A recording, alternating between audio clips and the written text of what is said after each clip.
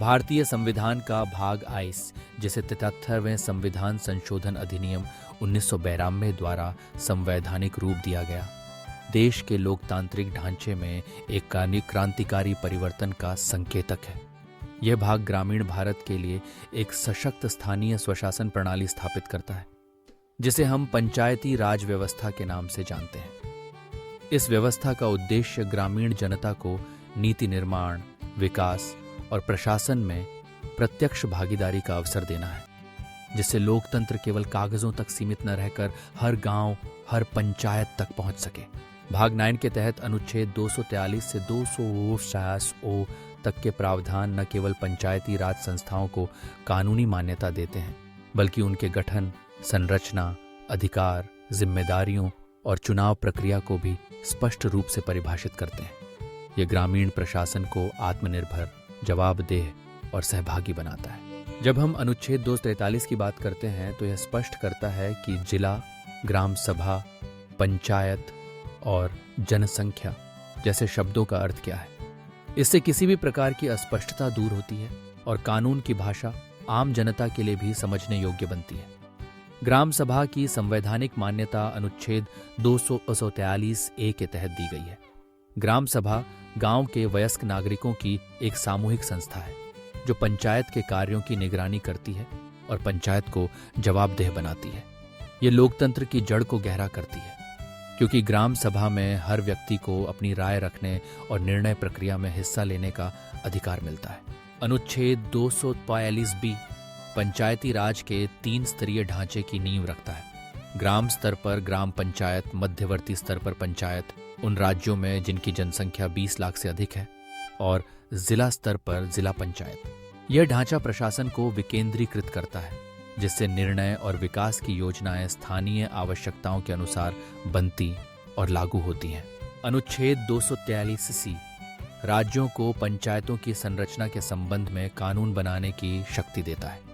इससे राज्यों को स्थानीय परिस्थितियों के अनुसार पंचायतों की संख्या, सदस्यता और कार्य प्रणाली तय करने की स्वतंत्रता मिलती है। इसी तरह अनुच्छेद 243 डी में सीटों का आरक्षण सुनिश्चित किया गया है। अनुसूचित जाति, अनुसूचित जनजाति और महिलाओं के लिए पंचायतों में आरक्षित सीटें सामाजिक न्याय और समावेशिता की दिशा में एक बड़ा कदम है। खास तौर पर महिलाओं के लिए 1/3 सीटें आरक्षित करने का प्रावधान ग्रामीण नेतृत्व में महिलाओं की भागीदारी को बढ़ाने का सशक्त माध्यम है। पंचायतों के कार्यकाल की बात करें तो अनुच्छेद 223 ई इसे 5 वर्ष निर्धारित करता है। यदि किसी कारणवश पंचायत का कार्यकाल पूरा होने से पहले समाप्त हो जाता है तो 6 महीनों के भीतर चुनाव करवाना अनिवार्य है। इससे शासन में निरंतरता बनी रहती है और जनता के अधिकारों की रक्षा होती है।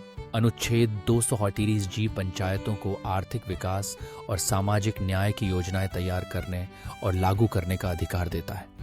इसमें 11वीं अनुसूची में दिए गए 29 विषय शामिल हैं, जैसे कृषि, जल प्रबंधन, स्वास्थ्य, शिक्षा, सड़क निर्माण, महिला और बाल कल्याण आदि।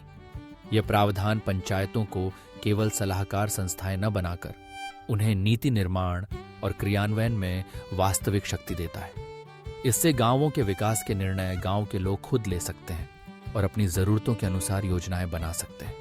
वित्तीय आत्मनिर्भरता के लिए अनुच्छेद 243 आय राज्यों को हर 5 वर्ष में राज्य वित्त आयोग के गठन का निर्देश देता है। यह आयोग पंचायतों की वित्तीय स्थिति की समीक्षा करता है और उन्हें वित्तीय संसाधनों के आवंटन की सिफारिश करता है। इससे पंचायतें अपने कार्यों के लिए आवश्यक धनराशि प्राप्त कर सकती हैं और स्थानीय विकास कार्यों को प्रभावी रूप से कर सकती हैं।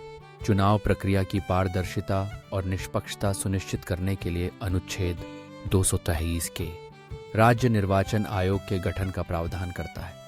यह आयोग पंचायतों के चुनावों का संचालन, निर्देशन और नियंत्रण करता है। इससे चुनावी प्रक्रिया में राजनीति या प्रशासनिक हस्तक्षेप की संभावना कम हो जाती है और लोकतंत्र की सच्ची भावना बरकरार रहती है। एक महत्वपूर्ण प्रावधान अनुच्छेद 234 ओ है, जो पंचायतों के चुनावी मामलों में न्यायालयों के हस्तक्षेप को रोकता है। इसका उद्देश्य चुनावी प्रक्रिया को शीघ्र, स्वतंत्र और प्रभावी बनाना है, ताकि पंचायतों का गठन और कार्यप्रणाली बाधित न हो। यदि चुनाव से संबंधित कोई विवाद है तो उसे केवल निर्वाचन अधिकारी या चुनाव आयोग के पास ही उठाया जा सकता है, सामान्य अदालतों में नहीं। समग्र रूप से संविधान का भाग D ग्रामीण भारत के विकास और लोकतंत्र को मजबूत करने की दिशा में मील का पत्थर है। पंचायती राज व्यवस्था के माध्यम से सत्ता का विकेंद्रीकरण, सामाजिक समावेशिता, महिला सशक्तिकरण और जवाबदेही जैसे मूल्यों को बल मिलता है।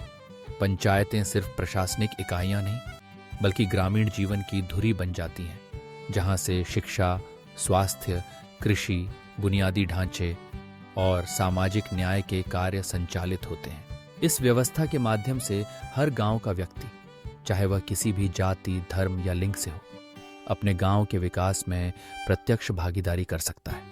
महिलाएं नेतृत्व की भूमिका में आ सकती हैं, दलित और आदिवासी समुदायों को उचित प्रतिनिधित्व मिलता है और युवाओं को भी प्रशासन में शामिल होने का अवसर मिलता है। राज्य सरकारें वित्त आयोग और निर्वाचन आयोग के माध्यम से पंचायतों की आर्थिक और प्रशासनिक स्वतंत्रता को सुनिश्चित करती हैं। पंचायती राज व्यवस्था लोकतंत्र को सशक्त बनाने के साथ साथ ग्रामीण भारत के लोगों को अपनी समस्याओं के समाधान के लिए स्वयं प्रयास करने का मौका देती है।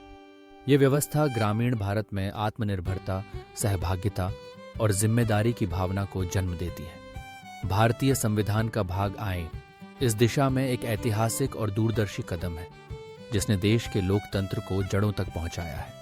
आज जब हम पंचायतों की भूमिका, अधिकारों और जिम्मेदारियों पर विचार करते हैं, तो भाग न्याय की महत्ता और दूरदर्शिता स्पष्ट रूप से सामने आती है।